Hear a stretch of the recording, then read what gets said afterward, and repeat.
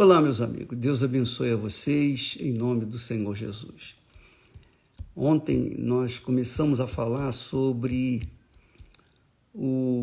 a visita do mestre da religião, da lei judaica, Nicodemos, até Jesus.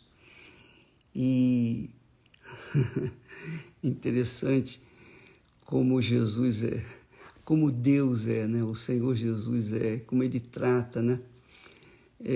Quando o homem chegou para ele, quando Nicodemos chegou para ele, disse: Rabi, bem sabemos que és mestre, vindo da parte de Deus, porque ninguém pode fazer estes sinais que tu fazes se Deus não for com ele. Quer dizer, ele veio com elogios, ele veio com agrados, ele veio como o mundo vem. O mundo faz isso, vem com elogios. E justamente a Bíblia fala lá em Provérbios que aquele que elogia o próximo arma-lhe uma cilada. Então, isso aí é líquido e certo. Às vezes as pessoas vêm e falam: ó, bispo, senhor, grande homem de Deus, meu pai na fé e tal, e tal. Às vezes a pessoa faz isso com sinceridade e tudo, mas existem aqueles que fazem isso justamente colocando uma casca de banana para que a pessoa se sinta assim importante, relevante, etc. Bem, como isso acontece muito, e com Jesus aconteceu, e Jesus disse assim: olha só, ele foi direto, ele foi na lata, Ele diz assim, ó, na verdade, Jesus respondeu aquele elogio. Ele, em vez de falar, né, ao mundo, aos olhos do mundo, diria: olha, você foi muito obrigado por reconhecer, finalmente alguém me reconheceu. Não, Jesus foi direto na lata e disse: na verdade, quer dizer, Jesus quis dar para ele a palavra de libertação. Jesus quis ajudá-lo. Na verdade, te digo que aquele que não nascer de novo não pode ver o reino de Deus, não pode ver o reino de Deus. Quer dizer, ele recebe um elogio da parte de Nicodemos. E ele, Jesus, diz: olha, se você não nascer de novo, você não pode ver o reino de Deus. Essa é a realidade. E isso tem acontecido muito. Às vezes a gente quer ser sincero, a gente fala a verdade. Quer ser, não. Nós queremos falar a palavra que liberta para as pessoas que vêm até nós e diz: o bispo e tal, eu sou profeta, eu sou bispo, eu sou bispa, eu sou isso, eu sou aquilo, etc. Só que a gente vê que aquela criatura, só por se dizer, só porque se acha, então a gente vê que não é nada. Então Jesus, quando falou com Nicodemos que quem não nascer de novo não pode ver o reino de Deus, Nicodemos respondeu: mas espera aí, como pode um homem nascer sendo velho? Quer dizer, ele estava pensando em si próprio.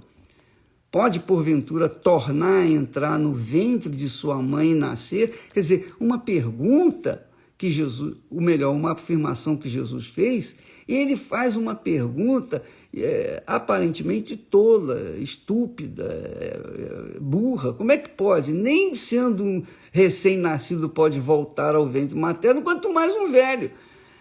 Mas ele era tão, digamos assim, religioso, ele estava tão preso à religiosidade dele, que é o que acontece com as pessoas, que é o coração que faz isso. O coração leva as pessoas a pensar que elas são de Deus, a pensar que elas têm o Espírito Santo, a pensar que elas estão no caminho certo. Esse é o grande engano do coração. O diabo é um aliado do coração. O diabo é aliado do coração. O coração é aliado com o diabo. Por isso que ele é enganador. Se lá no céu, o diabo se deixou levar pelo coração, imagine o coração do homem.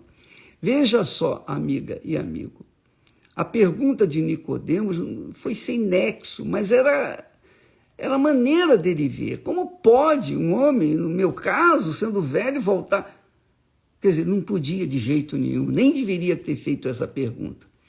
Mas Jesus novamente diz, na verdade, ele fala duas vezes na verdade. Ele não falou, na verdade te digo, não. Ele falou, na verdade te digo. Quer dizer, Jesus estava enfatizando, fortalecendo aquela ideia. Eu te digo que aquele que não nascer da água e do Espírito Santo não pode entrar no reino de Deus. Por que ele falou nascer da água? O nascer da água, você pode entender de duas formas.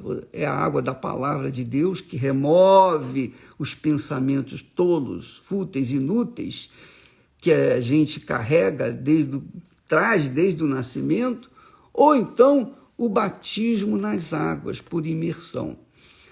Das duas, todas as duas estão corretas, você pode entender das duas formas. Nascer da água e do Espírito. Primeiro, a água da palavra é que lava. O Espírito Santo é a água que vem, né? Que faz a gente se tornar uma fonte. Mas a água que se refere, no caso, à palavra de Deus, ela remove os pensamentos fúteis e vãos para colocar os pensamentos de Deus. Tem que pensar como Deus para você nascer de Deus. Você tem que pensar de acordo com Deus. Se você não pensar de acordo com Deus, se você pensar de acordo com a sua religião, com a sua igreja, com a sua denominação, com o seu pastor, você está perdido. Você tem que pensar como Deus pensa.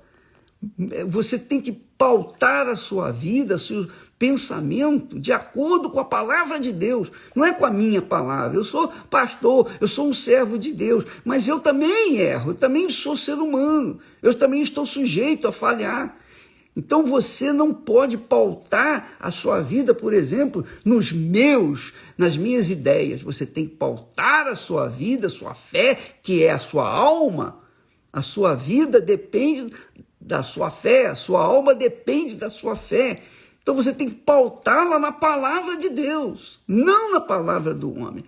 E muita gente, por causa das doutrinas, e por causa de ideias, e por causa do sistema religioso, acaba perdendo a salvação, acaba indo para o inferno e não tem mais jeito depois. Jesus disse, na verdade te digo, quem não nascer da água. Por exemplo, no batismo, no caso do batismo nas águas, o batismo nas águas não é uma questão, eu vou me batizar, estou salvo. Não é isso, não. O batismo segue-se a um compromisso que a pessoa assume com Deus.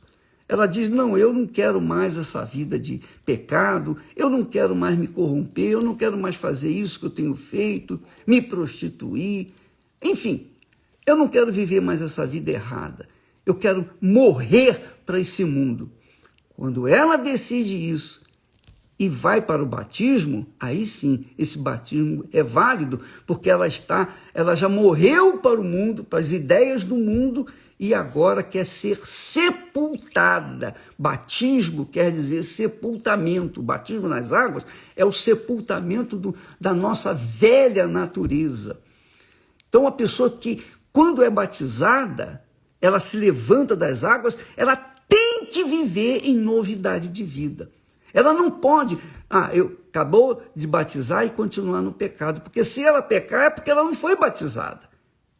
Se ela pecar, ela está dizendo que realmente ela não morreu para o mundo, ela está viva, então não valeu o batismo dela.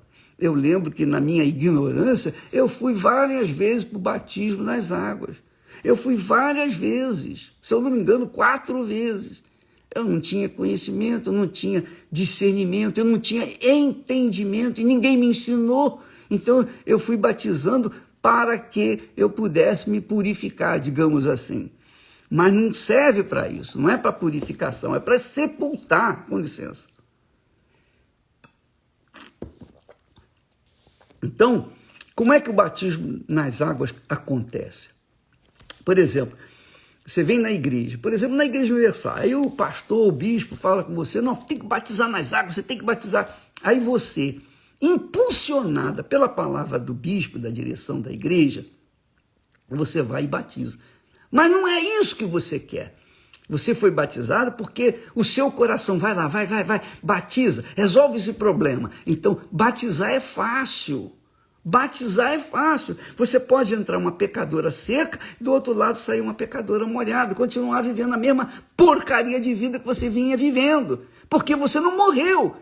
Agora, quando a pessoa tem consciência, quando ela diz, não, realmente, eu não quero mais viver para esse mundo. Eu não quero mais viver. Eu desisto da minha vida. Eu quero começar uma vida nova. E aí a pessoa, por livre e espontânea vontade, ela chega, bispo, pastor, eu quero me batizar, eu não quero mais viver. Eu quero morrer para esse mundo. Aí sim, ela contraiu esse pensamento divino, morreu para o mundo, odiou o mundo, ela não quer mais viver no mundo, então ela é sepultada. Sepultada, como Jesus foi sepultado, depois que morreu ele foi sepultado. Você também, cada um de nós, para demonstrar o desejo de viver para a fé no Senhor Jesus, a gente tem que morrer para o mundo. Por isso que eu disse anteontem, quem ama o mundo não pode receber o Espírito Santo de maneira nenhuma. De jeito nenhum. Quem ama o mundo é inimigo de Deus, porque o mundo é contra Deus. Então, a pessoa que é batizada nas águas, por livre e espontânea vontade, não por